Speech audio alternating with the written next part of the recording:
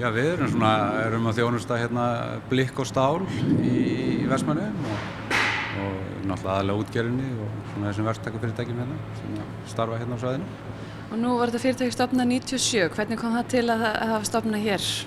Já, maður var plataður til að flytja hérna yfir með hérna á sínum tíma og ég var að hafa eitthvað að gera. Þetta var einu sem ég kunni þannig að það var ákveðið að stofna svona litla smiðju. Og hvað er þetta stórt fyrirtæki í dag? Já, nú erum við orðnir held ég alls ekki 20 starfsmenn og konur í 1000 fermetra. Komið í tóma vitleysu. Er eitthvað sem einkennir fólki hérna í Vestmannaeyjum frá öðru fólki? Ég held að fólki hérna sé bara svona lífsglatt og hresst held ég. Ég held að það sé kannski að svona skemmtilega við það. Skemmtilega kærulaust og ruglað. Og hvaða áskoranir eru svona framundan hjá ykkur í rekstrinu? Já, nú vorum að fjárfesta í húsnæði hérna gömlu fiskveiðinni og erum að fara þar í framkvæmdir að innrétta íbúðir og svona. Svo náttúrulega bara áframhaldandi þjónusta við fyrirtækin hérna í Eyjum.